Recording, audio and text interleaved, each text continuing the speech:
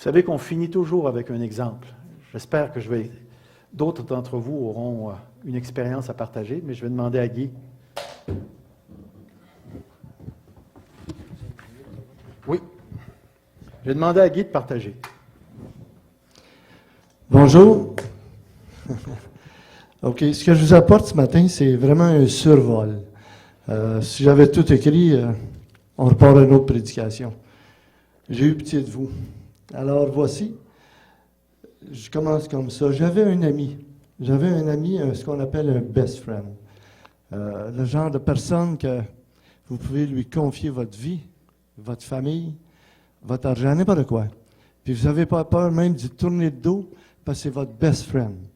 Puis jamais il y aura un couteau dans le dos. C'est certain, il ne vous veut que du bien. Puis cet ami-là, c'était Dieu. Ce que je n'avais pas compris, ce que je savais, mais je ne l'avais pas vraiment compris, c'était que cet ami-là avait le droit de vie et de mort sur moi, sur ma femme, ma famille, sur tout ce qui vit. Tout ce qui vit.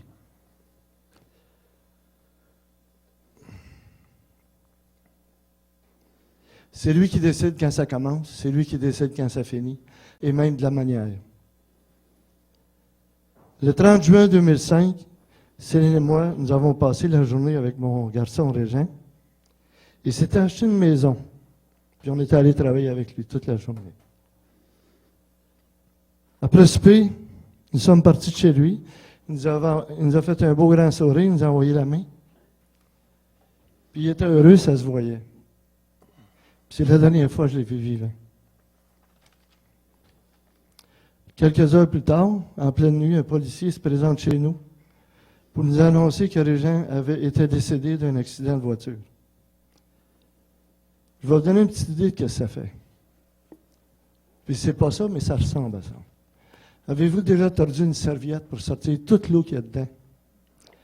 En place de la serviette, vous mettez le cœur, puis il y a deux mains bien fortes qui tordent, puis qui tordent. C'est comme ça qu'on se sent quand on apprend une nouvelle semblable. Et cette douleur-là, elle s'installe en vous pour très, très longtemps. La serviette, on la relâche, mais ça n'arrête plus.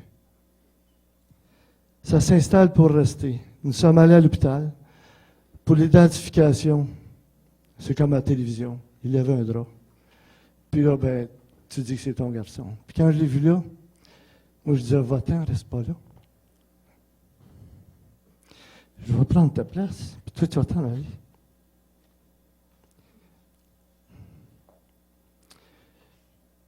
Puis ça ne se passe pas comme ça. Je suis retourné à la maison. 2 jours plus tard, Céline me dit, « Guy, il faut que je voie Régent, je ne l'ai pas vu. » Puis elle dit, « Je l'attends encore. Tous les soirs, je l'attends. » Alors, on est retourné à la morgue. Puis c'est la même chose, ils ont levé le drap. Puis c'était évidemment Régent. Céline l'a vu, puis je me rappelle, j'ai passé la main dans les cheveux. Puis, une morgue, c'est un frigidaire. Il était froid, tellement froid.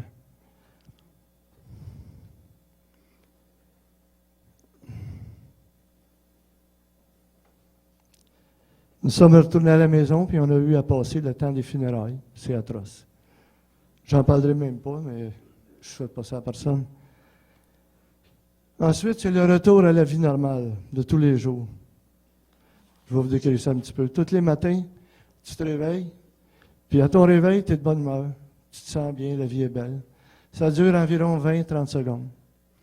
Ensuite, tu te rappelles que ton fils est mort, puis ça repart. C'est comme si tu réapprenais à chaque jour, ça, tu ne sais pas, là, c'est comme si à chaque jour, tu réapprenais, ton fils est mort.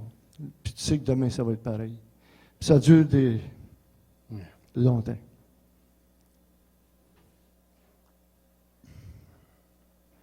Puis dans ce temps-là, on a appris aussi que c'était pas un accident de voiture. C'était un type qui voulait se suicider puis qui avait choisi au hasard une voiture pour faire un face-à-face. Alors, je me suis dit, c'était un meurtre. Le type est parti en faisant un meurtre. Je vais vous dire, je me suis réjoui de sa mort. J'ai été jusqu'à là, j'ai dit, je suis content. T'es mort, tu vas brûler en enfer. Puis en tout cas, j'étais pas ça, là. Il faudrait que je vous demande pardon pour les choses que j'ai pensées. Mais, par contre, Dieu ne m'a pas laissé aller là-dedans. Tranquillement, pas vite, ils m'ont montré qu'il fallait que je pardonne. J'y suis arrivé, par étapes. Puis j'ai réalisé avec le temps que le pardon sera toujours plus grand que l'événement qui vous a affecté. Amen. C'est bon. Toujours, toujours, peu importe ce qui arrive. Le pardon sera toujours supérieur à ça. Je parlais à Dieu, puis j'étais en colère. Je vais vous donner une couple d'exemples. Je disais, je prie pour mon enfant, ça donne quoi? T'es mon ami, t'es tout puissant, t'étais où? T'étais où quand Régent est mort? T'aurais facilement pu empêcher ça. T'avais juste à dire non. T'avais juste à dire non, mais tu ne l'as pas fait. J'avais plein de réflexions comme ça dans le caillou, puis en tout cas. Vous savez, la douleur, ça conduit à des actes insensés des fois. Environ un mois après le décès, je revenais de Québec, j'étais tout seul, en voiture, sur l'autoroute 20. Puis en avant de moi, sur l'accotement, il y avait une minivan qui décide d'accélérer puis d'embarquer sur l'autoroute, mais pas assez vite. J'ai eu à freiner, mais vraiment à freiner. J'ai pas pu me tasser, il y avait des voitures à côté. J'ai évité l'accident. Puis quand j'ai pu, j'ai accéléré, je me suis placé à la hauteur de la minivan. C'était un colosse qui conduisait la vanne. Puis dans la vanne, il y avait 3 autres hommes avec lui. Je ne sais pas ce qu'ils faisaient ce monde-là dans la vie. C'était tous des géants. Puis j'ai klaxonné. Le conducteur m'a regardé, j'ai montré mon poing. Puis j'ai dit, je faisais signe, arrête sur le bord, on va se battre. Toi et moi, on va se battre. Puis je voulais vraiment qu'il arrête. Je voulais.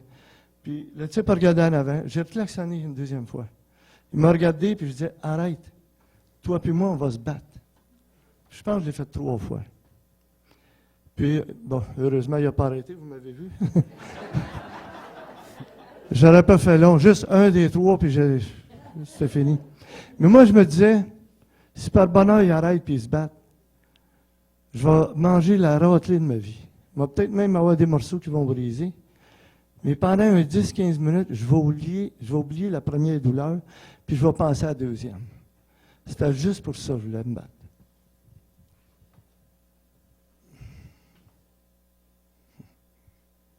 Là, j'ai oublié où j'étais rendu. OK. Par la suite, une voix que je connais très bien s'est faite entendre. Là, je vous ai dit que je faisais un survol. Une voix que je connais très bien s'est faite entendre à nouveau. Et vous savez ce qu'il m'a demandé? C'était Dieu. Il m'a dit, Guy, toi et moi, est-ce qu'on est encore ensemble? On est encore les best friends? Puis je ne voulais pas répondre tout de suite. Parce que je voulais me donner du temps. Je ne voulais pas dire non, mais je ne voulais pas vous dire oui. Parce que je me disais, si je dis oui, tu ne peux pas t'aimer ton ami. Tu ne peux pas haïr ton ami. Mais je me gardais comme une dernière porte, parce que ça ne partait pas, ça, là, ça restait en dedans. Puis je disais, si je n'arrive pas à m'en sortir, ben je vais le haïr. Puis je vais tellement le haïr que ça va finir par sortir. Ça va me faire du bien. Un jour, ça peut vous arriver. Dieu peut arriver et vous demander, après une grande souffrance, quelle qu'elle soit, est-ce qu'on est encore ensemble?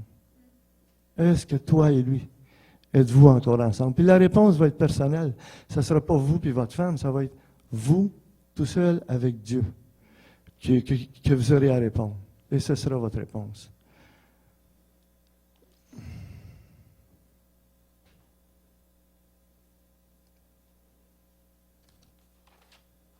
J'ai dit oui. J'ai dit oui, tu es mon best friend encore. Puis tu es mon seul et unique Dieu. Il n'y en aura pas d'autre. Là, vous pouvez penser qu'en ayant refait alliance avec Dieu, tout est réglé, mais ce n'est pas vrai. Ça continue. J'ai-tu un peu de temps encore? Oui. Il y a plein d'événements qui arrivent tous les jours, qui me font penser à Régent, puis qui continuent à me faire mal. En même temps, ça fait du bien, puis en même temps, ça fait mal. J'arrive à l'église, il y a une console de son. Régent était un excellent technicien de son. Excellent. Je pense à lui. Je vois passer un camion de chez Dubé Loisel. Régent a travaillé chez Dubé Loisel. Je pense encore à lui. J'ai même appris à rire et à pleurer en même temps. Je ris à l'extérieur, puis c'est sincère. Quelqu'un va avoir dit quelque chose de drôle, ça me fait rire, mais en dedans, ça me fait penser à Régent. Alors, en même temps, je suis sincère quand je ris et quand je pleure.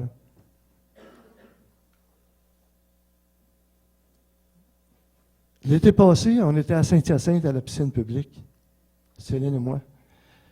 Puis quand l'heure du bain s'est terminée, en sortant, j'ai vu un jeune homme, 25 ans, des cheveux noirs.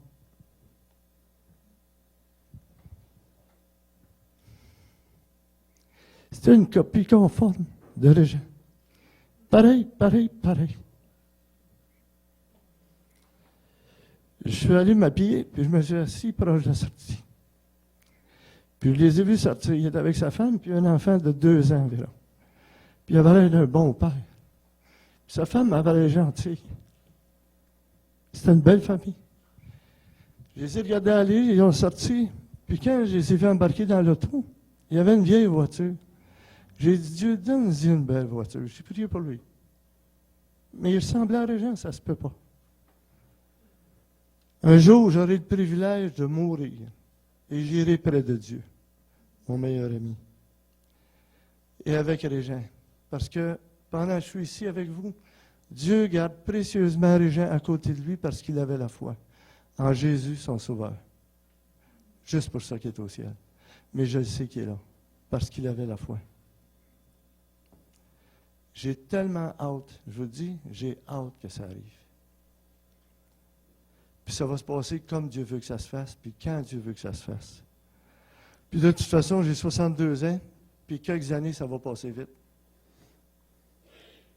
Puis d'un autre côté, j'ai une famille que j'aime. J'ai ma femme, mes enfants, un gendre, une bru que j'aime, des petits-enfants, puis je les aime toutes. Alors, d'un autre côté, je veux rester longtemps, le plus longtemps possible. C'est là que je suis rendu. Merci. Merci, Guy.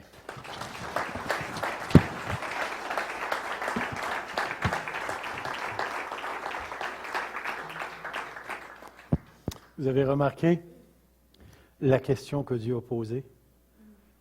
Toi et moi, est-ce qu'on est encore best friends? Est-ce qu'on est encore des bons amis? Ça, c'est le Dieu que je connais. Fais-moi confiance. Fais-moi confiance.